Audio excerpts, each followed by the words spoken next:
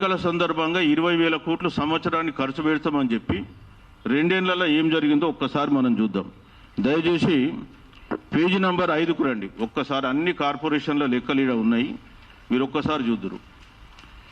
BC కార్పొరేషన్కు 2014 నుంచి 23 దాకా 2,642 కోట్లు అంటే అలొకేషన్ చేసి ఖర్చు పెట్టింది 711 బీసీ కార్పొరేషన్ ద్వారా.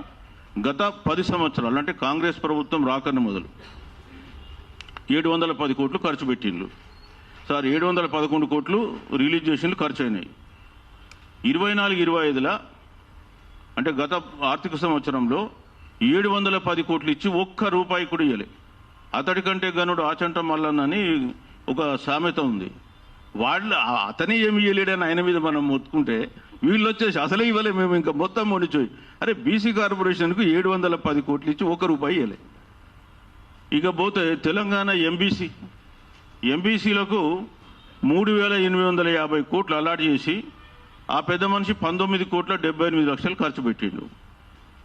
36 కులాలు, అవి 35 కులాలేమో ఉన్నాయి, ప్లస్ ఒకటి ఆర్ఫన్ కలిపి 36 కులాలు చేసిండు. అవన్నీ కూడా మోస్ట్ బ్యాక్వర్డ్ క్యాస్ట్లు. అందులో సగం కంటే ఎక్కువ కూడా అన్నీ కూడా డీనోటిఫైడ్ ట్రైబ్స్, నొమాడిక్ ట్రైబ్స్ ఉన్నాయి. సంచార జాతులు, అర్ధ సంచార జాతులు ఉన్నాయి. వాళ్ళకు కూడా 3,850 కోట్లు పెట్టి 10 ఏళ్లలో ఖర్చు పెట్టింది 19 కోట్లు. ఇకపోతే ఈ రూపాయి కూడా రిలీజ్ చేయలే.